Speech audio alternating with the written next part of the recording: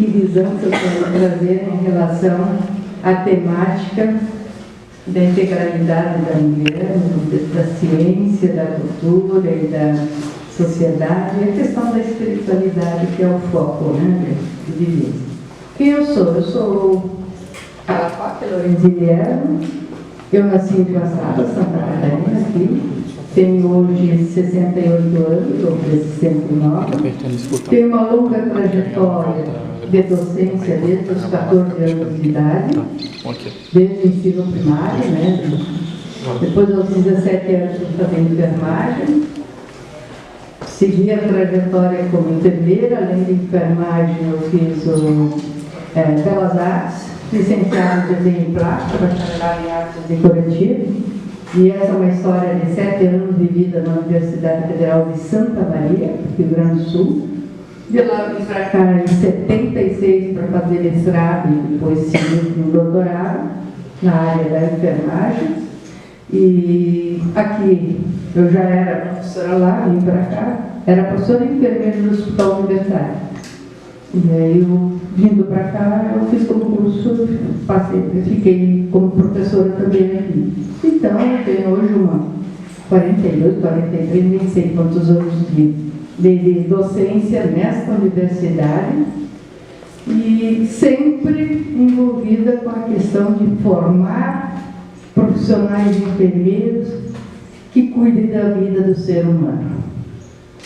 E o cuidar da vida do ser humano, ele envolve desde a compreensão do ser, desde as suas capacidades de se relacionar com o outro ser e experienciar como o outro ser, quer na condição de estar com melhor saúde, ou quer na condição de estar com situação já de vida em que vários aspectos se afloram porque precisa deixar de ser um. Então isso faz com que vários aspectos estão em cena e que a gente viveu toda a minha história, sempre dentro do hospital, sempre junto com alunos e sempre acompanhando.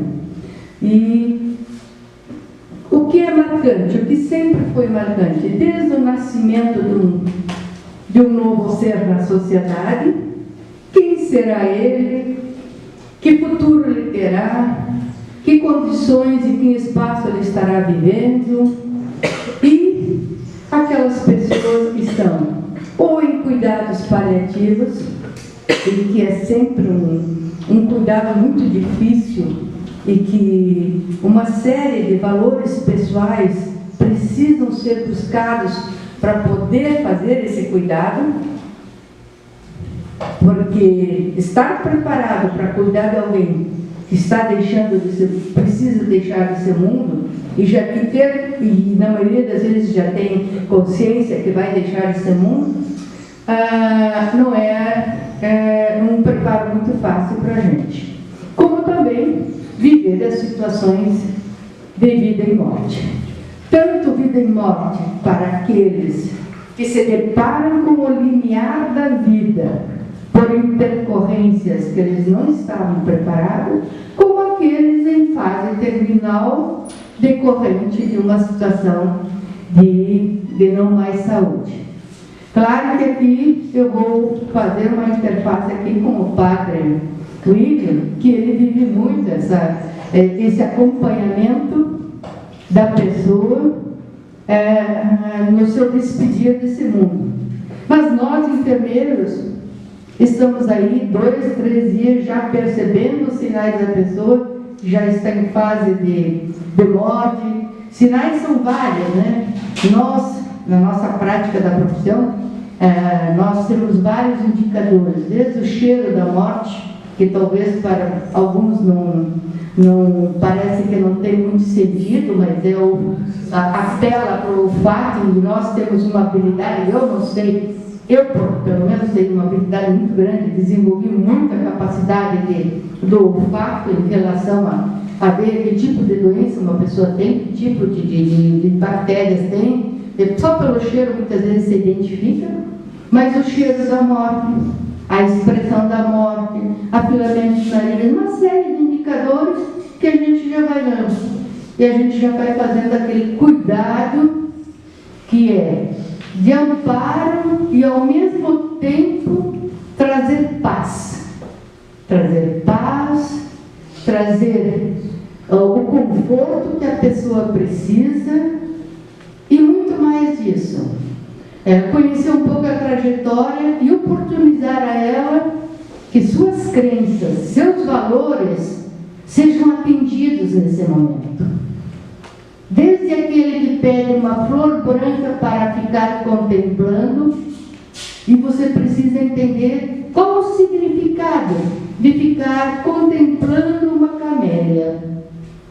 E fica o paciente aí contemplando uma camélia, e isso trazendo uma paz para ele, uma sensação de que ele está se despedindo tranquilo desse mundo.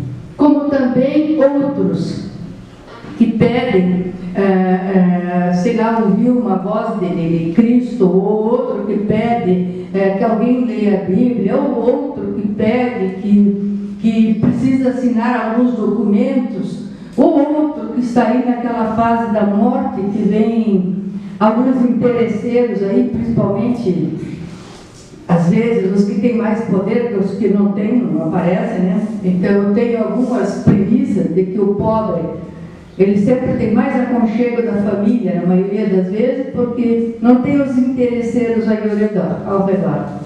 Já aqueles que têm mais posses, a gente lida sempre com os interesseiros que estão lá fora da porta, e não é sempre, mas a gente tem várias experiências que fazem com que isso faz com que a gente consiga entender o valor de quem é o ser humano e qual é o sentido do valor da vida, o valor da vida em si, a importância do viver e a importância de valores que estão atrelados à ordem da existência humana. É muito mais tranquilo se as pessoas estão preparadas, para nós cuidadores, se as pessoas estão preparadas, cultivando a sua paz na esperança de galgar um conforto e um abraço de quem eles sempre acreditaram que iriam ser protegidos. Então, aqueles que se apegam, ficam rezando, orando, enfim, na expectativa de que eles estão tranquilos porque eles estão cientes e crentes de que terão uma melhor vida no momento em que o corpo não puder mais sustentar. E o contrário também acontece, daqueles que vivem o desespero, a não aceitação e o corpo não mais sustentando a sua vitalidade, o coração não mais conseguindo sustentar a sua vitalidade, e a gente convivendo aí com a morte de vários órgãos, e aí a gente acompanha todo esse processo. Então, isso tudo, nessa minha primeira abordagem aqui, fez com que, e faz com que, a gente tenha mais serenidade, de um olhar mais contemplado para as formas de viver do ser humano na sociedade. O ser humano não é perfeito e nem completo.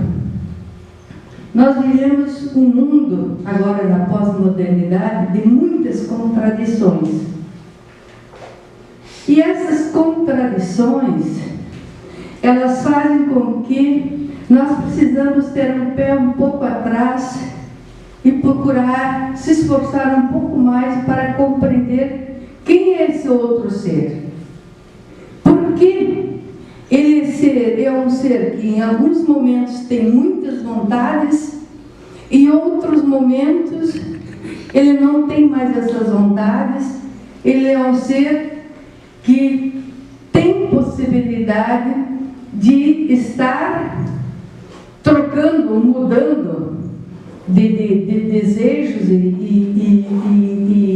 busca, e de sonhos, enfim, e busca ansiosa de novas experiências, quando outros, com pequenas coisas, ele se satisfaz e ele está sempre mais pleno de satisfação de tudo aquilo que está sendo oportunizado para ele e tudo aquilo que ele conquista.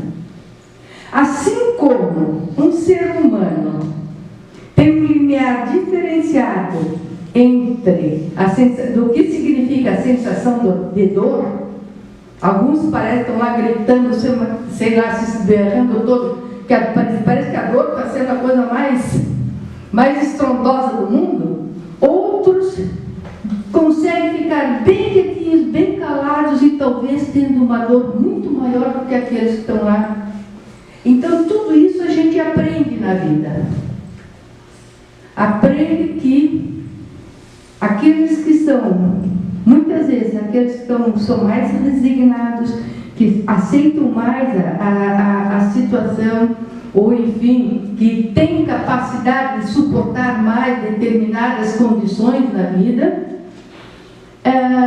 não necessariamente ele está vivendo algo que tem menor importância ou menor intensidade. Alguns, pela sua natureza ou pela sua história de desenvolvimento como pessoa e personalidade, elas extrapolam com muita facilidade e parece que o mundo está vindo abaixo. E não se contentam também com nada e sempre estão à busca de muitas coisas. Então, o limiar de satisfação e de controle de cada ser humano também é muito peculiar. Assim como é muito peculiar o limiar entre a vida e a morte. Então, eu tenho uma história longa de teses que eu acompanhei. Eu fiz doutorado em filosofia de enfermagem e filosofia da saúde. Então, uma história longa de acompanhamento de muitas teses em relação à forma das condições de saúde.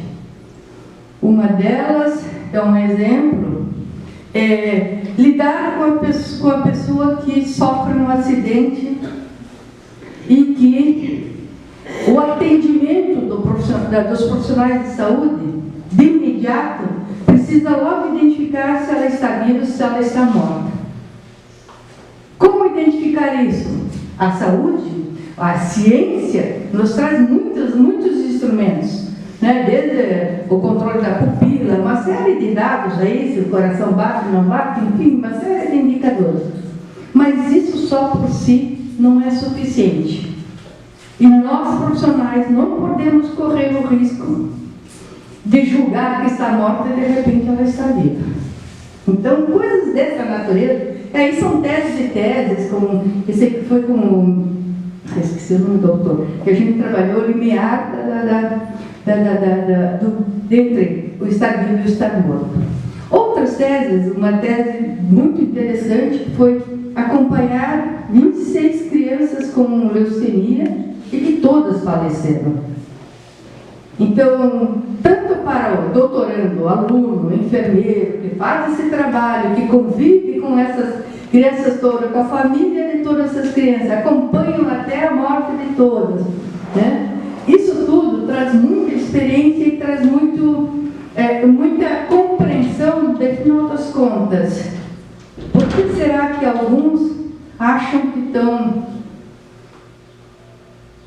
estão aqui no mundo para virar o mundo, né? Para aprontar e para abusar, quando na verdade a natureza e a corresponsabilidade que nós temos com o outro, com a vida, com a satisfação de viver, com as condições de viver de cada um, com promover uma melhor saúde, que as pessoas vivam com mais tempo, né, e com melhor condição de vida, e entender que muito mais do que isso, a saúde não está só nas condições vitais do corpo e da cabeça, mas está entre o equilíbrio da capacidade de se educar, está no equilíbrio da sua condição espiritual também, e está também no equilíbrio das suas relações sociais. Então, tudo isso faz com que, aqui eu comecei a minha trajetória dizendo que a gente vem de uma longa história de trabalho dentro de um campo, dentro de uma área, onde, por mais que no segundo e terceiro mundo ainda existem muitos profissionais interessados em fazer enfermagem, no primeiro mundo o déficit de enfermeiro é muito grande, porque as pessoas se dão o luxo de não trabalhar com profissões que vivem com o sofrimento humano. Não só com o sofrimento, mas também com algumas outras condições, né, da vida do corpo, porque a ciência evoluiu muito, mas não o suficiente ainda para a gente conseguir lidar com as excreções humanas, por exemplo, com mais segurança e com mais naturalidade.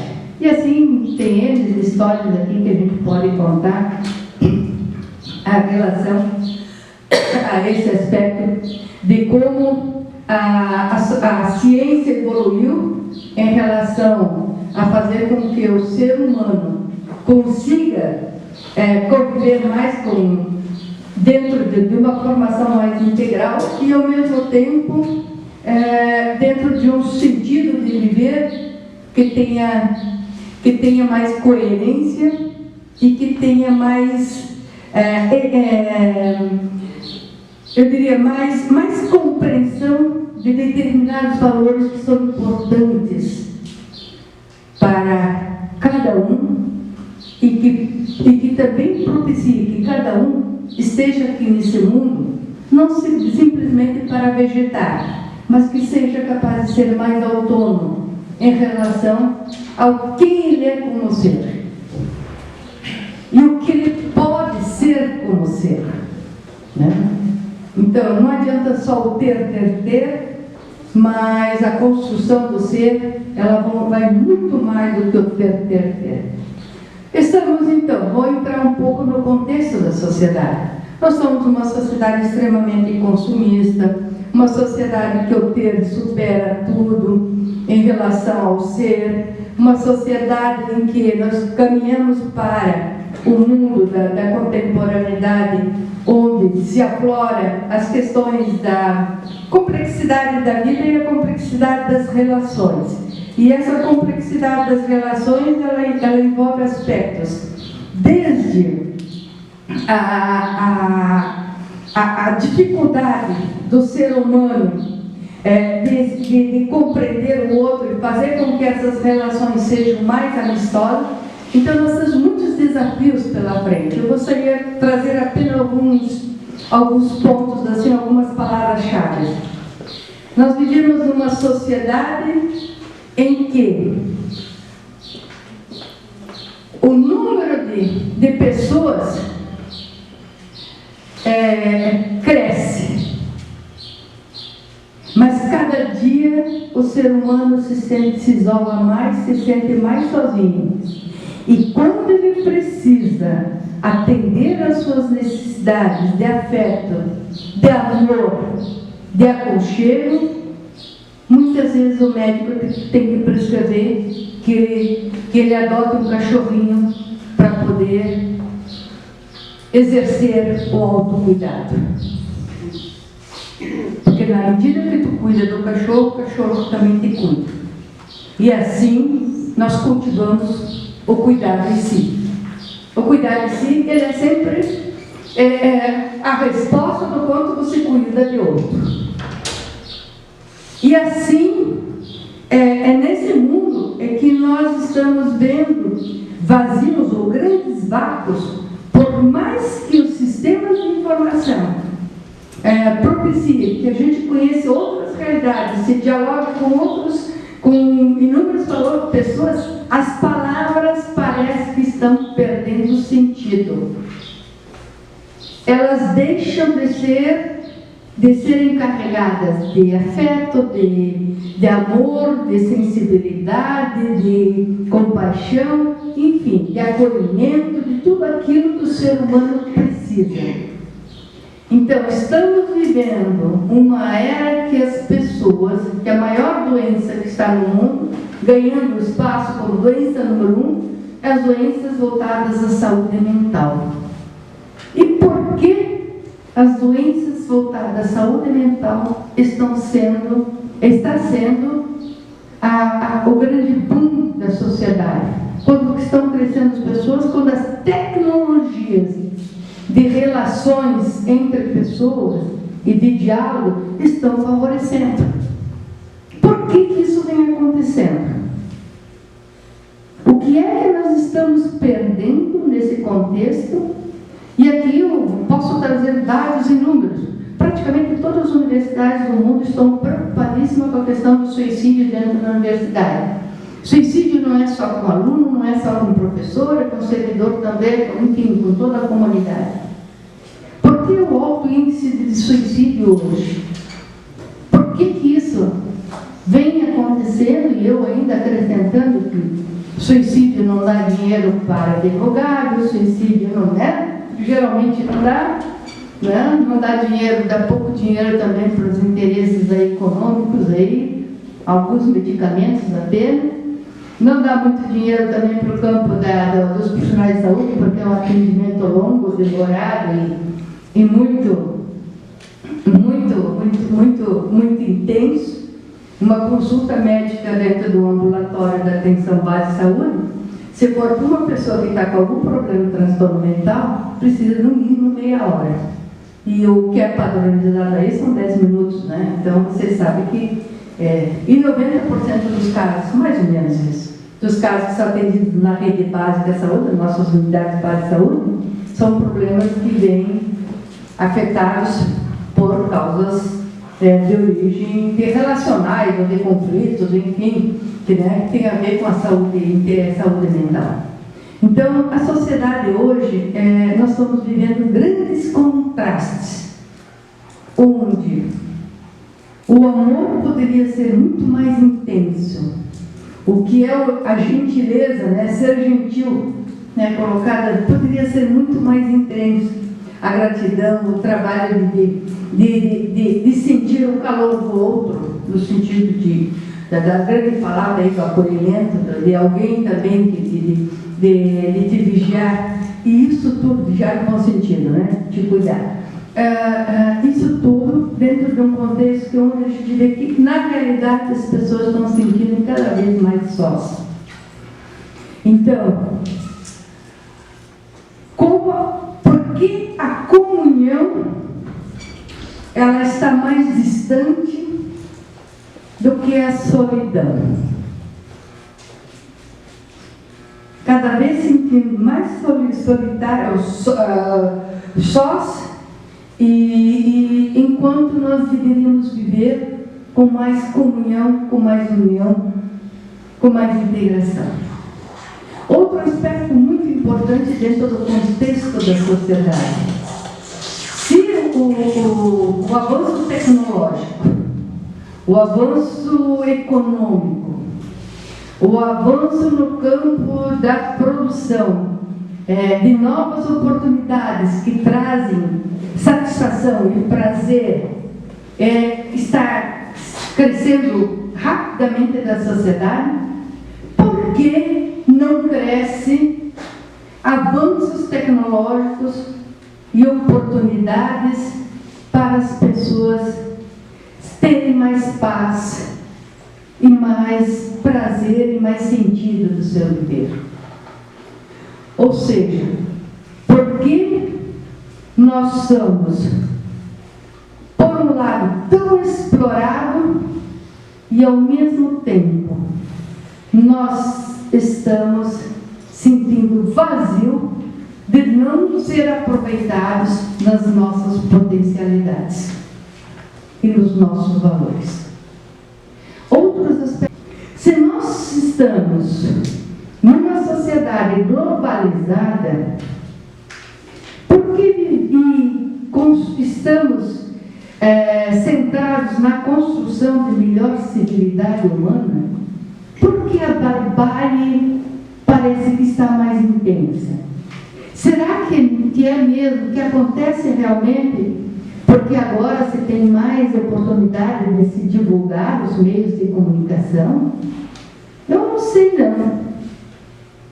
Dentro da minha trajetória de vida, a violência doméstica em outras épocas não era tão forte como está acontecendo hoje.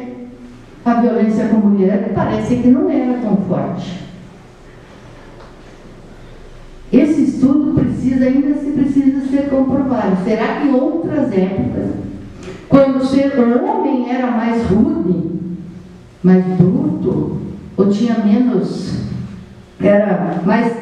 viviam um modelo de sociedade mais rígido, será que eles eram mais violentos do que os homens de hoje? E o que difere da violência de outras épocas com a violência que estamos vivendo hoje? E por que a violência que estamos vivendo hoje está fazendo tão mal, como por exemplo o assédio, que está tanto em moda aí, está fazendo tão mal quanto em outras épocas? Isso não fazia parte do viver nosso. Não era entendido como assédio e também não tinha nenhuma repercussão, nenhum impacto, não tinha nenhuma de certo modo, provocação de mal viver.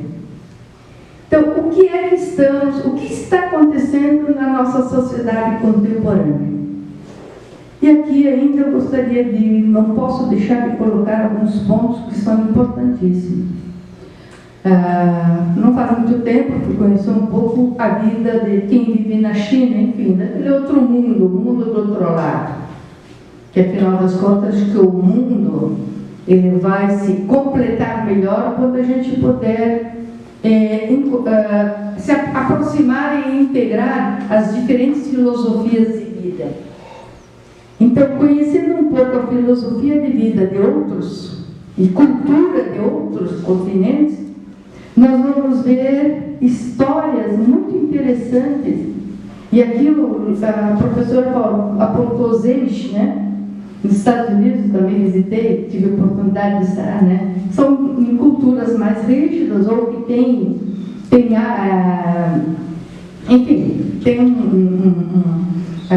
valores, princípios e valores diferenciados dos nossos, né? Princípios e valores, onde, se você conversar com as mulheres, elas são felizes, elas não são infelizes.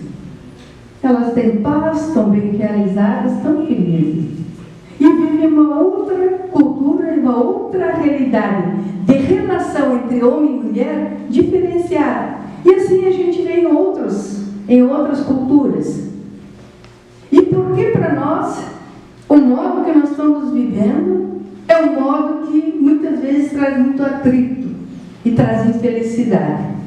O que é que pode promover a paz interior e a tão chamada paz de espírito ao ser humano na condição de plenitude? E aqui eu queria dialogar junto com o Padre William. Na condição de plenitude é aquela que eu tenho paz, não só porque eu tenho um Deus incorporado em mim, e eu tenho a crença e tenho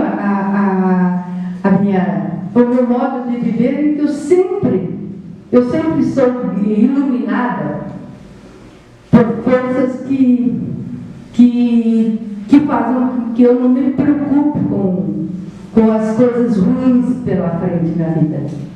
Mas aquela paz plena de espírito que depende muito mais de como você compreende e incorpora os valores espirituais dentro do teu ser viver e no teu sentido de vida. Essa é uma dimensão que eu gostaria de colocar para os senhores e que depois eu vou deixar como pergunta para o padre William. Não é só você orar da boca para fora. Não é só você estar sempre dentro da igreja, enfim, seguir todo, né? Estar preso e acreditando no Deus. Mas precisa não só ser preso e acreditar no Deus, mas precisa construir o teu viver amparado por valores que estão conscientes da compreensão que você tem sobre a vida. Essa é uma dimensão que aqui eu queria trazer. Qual é o sentido do trabalho intelectual que nós fazemos dentro de uma universidade? Qual é a missão da universidade? É promover o desenvolvimento humano. Mas, afinal das contas, o que é esse promover o desenvolvimento humano? Promover a civilidade humana. Até parece que nós somos bons aqui em civilidade humana, mas temos que ser, né? Mas, em outras palavras, eu quero dizer o seguinte. E isso está na minha compreensão, salvo o melhor juízo. É a partir da capacidade intelectual que nós temos que nós devemos ser capazes de construir as relações, o amor e a paz com o próximo e consigo mesmo. A capacidade intelectual do ser humano, ela precisa estar a serviço, eu vou usar uma palavra mais comum talvez para compreender, a serviço do bem, assim como a ciência. Então, se dentro da universidade se produz o conhecimento mais avançado, se produz a ciência mais avançada, as novas tecnologias, tudo isso que existe, que se constrói para o melhor viver do homem, do ser humano na sociedade. A inteligência humana, ela tem que estar a serviço do melhor viver do homem.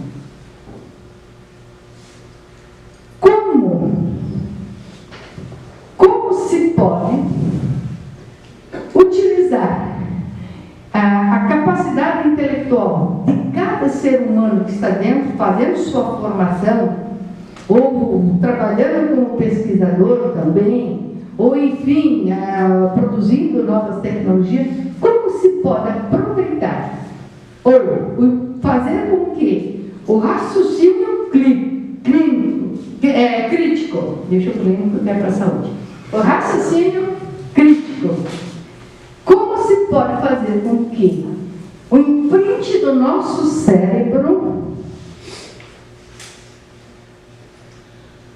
apreenda valores humanos e incorpore isso no produzir conhecimento e no produzir tecnologias.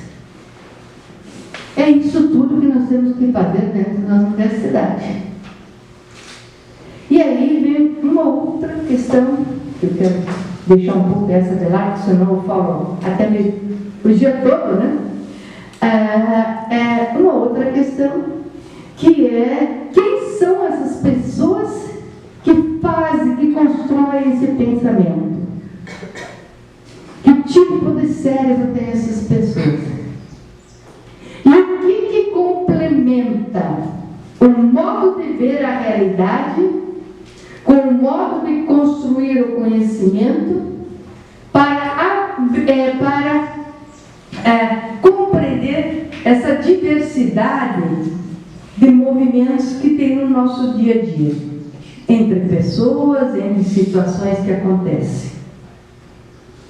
Bom, aí vem um grande mundo para ser explorado e compreendido. Será que o cérebro da mulher é diferente do cérebro do homem? Será que o cérebro de quem está, sei lá, vem de uma origem, de uma cultura diferente do cérebro de outra cultura. Como se compõe o cérebro humano e como essa consciência que nós temos sobre a realidade, ela se construiu. E aqui eu posso entrar no mundo da filosofia que eu vou ficar horas falando, mas é muito interessante. Eu só consigo entender que eu estou viva porque eu reconheço que tem outras pessoas aqui. Senão, eu não consigo me reconhecer. Eu só consigo me identificar, entender que eu venho de uma cultura porque eu reconheço as outras culturas. Eu só consigo entender que existe uma realidade porque eu enxergo e a descrevo dessa forma. Eu não sei se o que eu estou enxergando, a cor da blusa dela, o cabelo, sei lá, é o mesmo, tem a mesma imagem, o mesmo tom que os seus olhos estão enxergando. Desde eu enxergar a realidade, cada um é peculiar. Enxerga, o outro não sabe como ele enxerga. Então, se nós não sabemos como o outro enxerga, onde, de que forma nós vamos transpor a união, a compreensão entre os diferentes olhares e querer que isso seja tudo igual? De forma alguma. De forma alguma. Então, a singularidade do ser humano, ela se mede descrever o modo como ele vê a realidade. E ela está na relação dos demais, o quanto os outros conseguem descrever o modo como eles enxergam a realidade. E aí dizem alguns filósofos que a realidade não existe. A realidade é aquela que os nossos olhos estão enxergando. Ou seja, ela não existe, ela não é a única para todos. A forma como eu estou vendo o sol aqui, o outro vê diferente, o outro não vê. Então, para alguns filósofos ainda tem essa... Mas eu não quero entrar no mundo da filosofia, eu quero entrar mais na questão de que eu só reconheço o outro porque eu me reconheço. E mais ainda, eu dependo do outro para que eu possa me reconhecer. E aí vem a relação do cuidado. A cuidado é sempre uma dependência do outro. E por que na sociedade nós achamos que o ser humano, dentro da sua autonomia, ele pode sobreviver sem o outro? Impossível. O ser humano sempre precisa do outro. Sempre precisa do outro. Quanto mais diferente o outro, melhor ele consegue enxergar as suas singularidades. Mas mais ainda, as suas singularidades, junto com a do outro, elas são complementares. E aqui vem toda a lógica, que para mim é muito forte, da relação entre homem e mulher, o feminismo e o masculismo. A masculinidade e a feminilidade, elas estão na relação da complementariedade.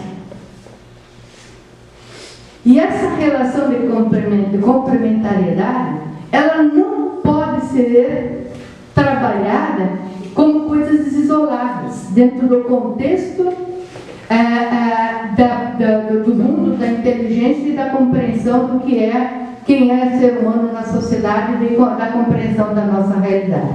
Em outras palavras, eu quero dizer o seguinte: no mundo da ciência, embora tenha uma trajetória da importância dos homens no produzir conhecimento, nós também temos uma história bem longa comentada do quanto as mulheres foram importantes para que esses homens produzissem conhecimento.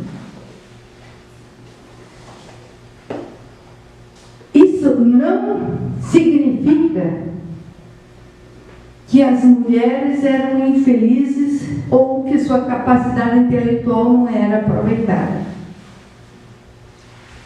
É importante entender que, na época, na condição de cultura, essa condição era talvez a que satisfazia elas e que estava no contexto delas.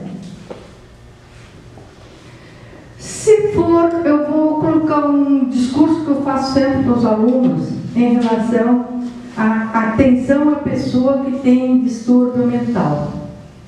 Em outras épocas, no mundo da psiquiatria, as pessoas eram realmente contidas, amarradas, presas, enfim. Né?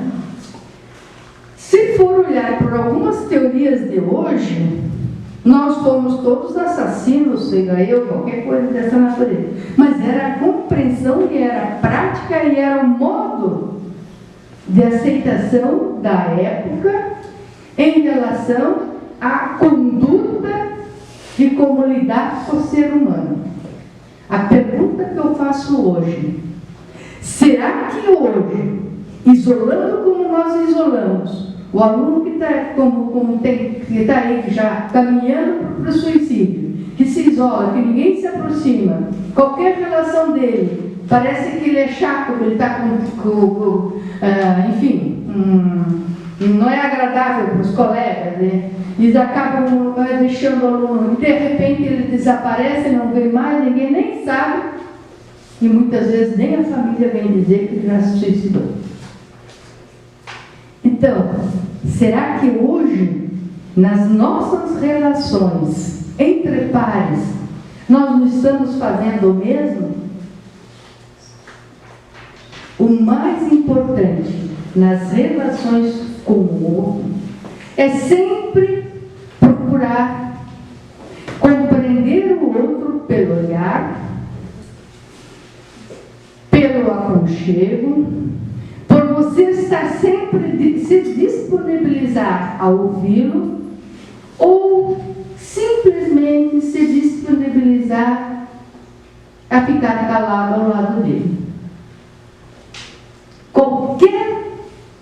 Qualquer ação ou atitude nossa, a gente nunca sabe qual é a mais acertada, a empatia que mais nos favorece. Qualquer atitude nossa pode, de repente, ajudar e fazer com que um outro ser humano floresça. E isso nós vivemos no nosso dia a dia o tempo todo. E mais ainda, não existe ser humano que não é carente de alguma coisa. Todo ser humano, em todo dia, ele sempre está carente de alguma coisa. Será que nessa sociedade egoísta, consumista, não tem espaço para a solidariedade, para a sensibilidade com o outro?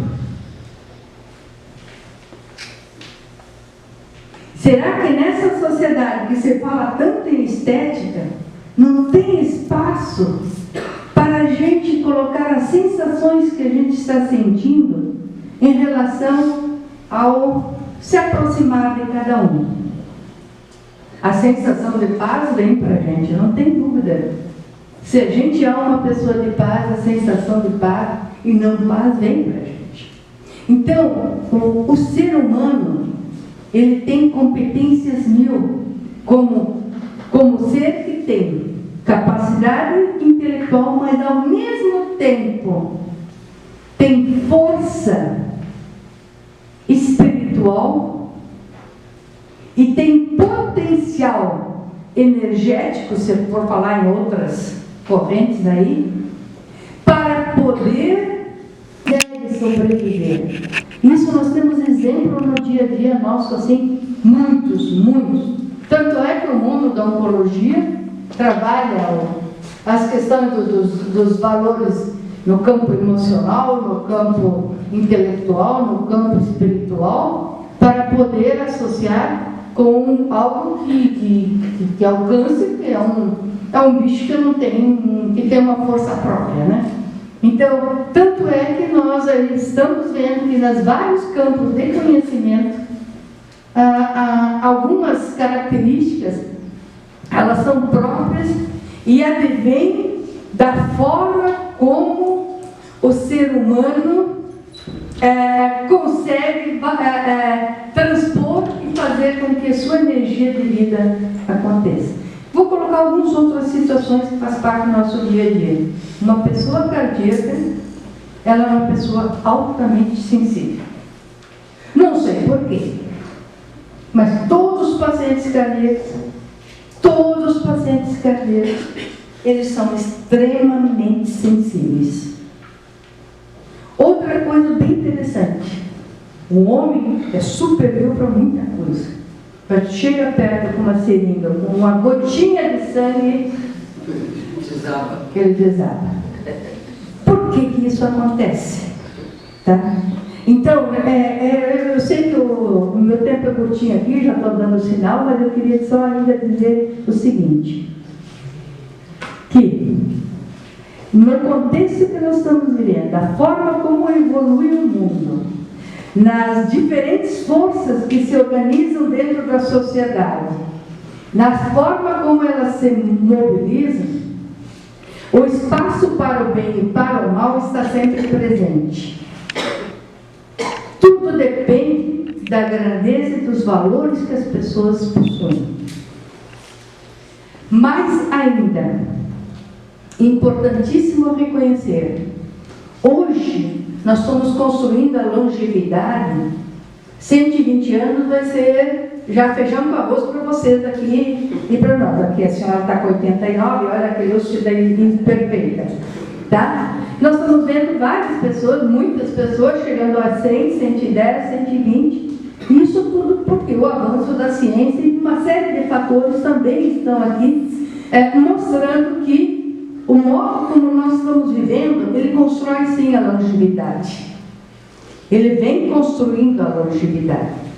Alguns cientistas aí, os chineses, estão apontando que em pouco tempo eles querem fazer o homem que vive até 500 anos, não sei. Mas nós temos uma preocupação a paralelo com isso. Esta longevidade e essa forma como nós compreendemos o outro precisa ser aprofundada, avançada e precisa ser trabalhada dentro de uma outra geração de tecnologia, que é aquela tecnologia que só o eu é capaz de fazer. Só minhas energias, meu olhar, minhas mãos, a forma como eu acolho, que eu consigo fazer. E o homem na natureza, ele precisa se aproximar e construir essas relações que façam com que ele seja cada vez mais, tenha cada vez mais vitalidade por conta da sua capacidade de se relacionar com o outro. E essa capacidade de se relacionar com o outro, ela tem na sua essência os valores espirituais, valores morais, valores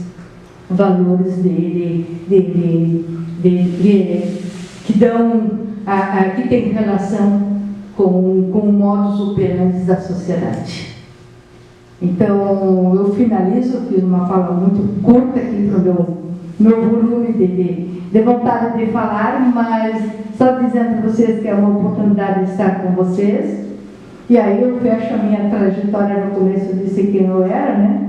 Fecho a minha trajetória, uma longa trajetória, sempre acompanhando estudos voltados para essas questões que têm relação com a solidariedade, com o cuidado humano, enfim, né? Com o cuidado humano, e dizendo que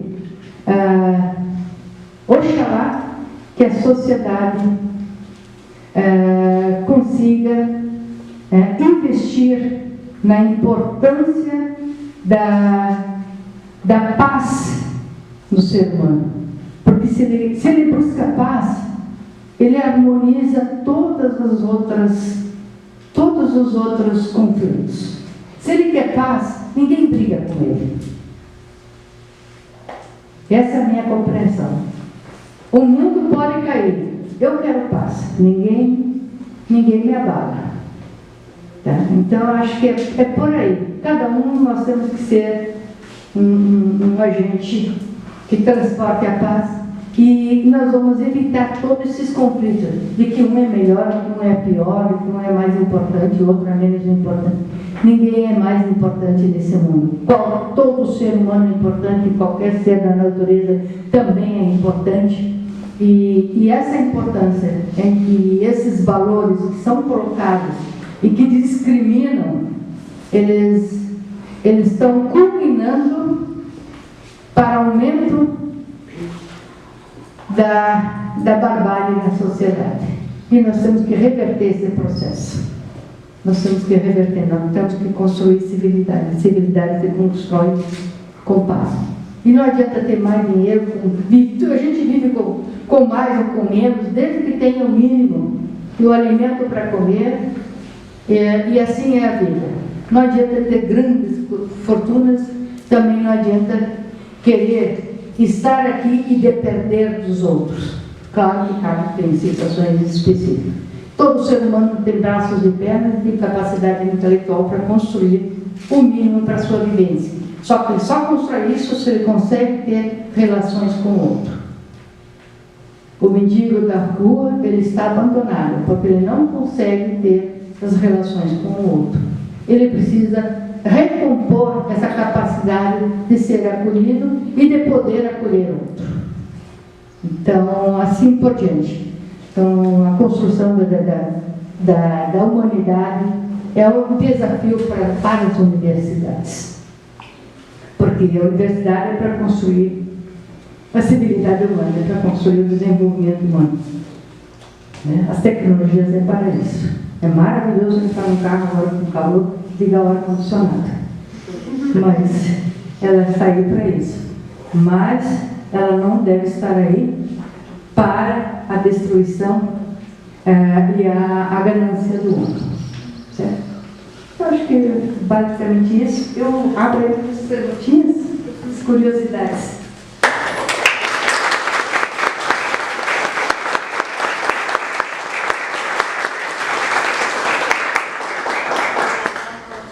Então a gente vai fazer esse momento da mesa redonda agora, né? Com o objetivo de que os participantes perguntem, de que os participantes interagem, né? De que nós possamos interagir então com o Padre William, com a professora Josiane, com a Geralda, com a Alacoque. Está aberta essa sessão para que vocês possam argumentar e perguntar. A gente pode... Milena, pode vir. Podemos ficar de pé aqui também? Vamos ficar de pé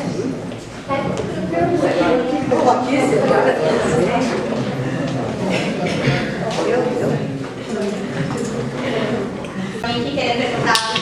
Então, eu me autoconvido para começar, porque depois à tarde a gente vai ter um outro momento, e eu vou fazer uma fala só, uma resposta só, assim, à provocação que a professora Alacoque fez sobre a plenitude. E aqui eu quero trazer a vocês uma coisa para vocês pensarem. A plenitude completa a gente vai ter dentro da nossa filosofia cristã só na parousia, ou seja, na vida eterna, aonde nós seremos completos e plenos junto com Deus. Mas ela é um processo, ela não cai do céu. Plenitude, ela não cai do céu. Quem não sabe viver também não consegue morrer direito. O professor sabe.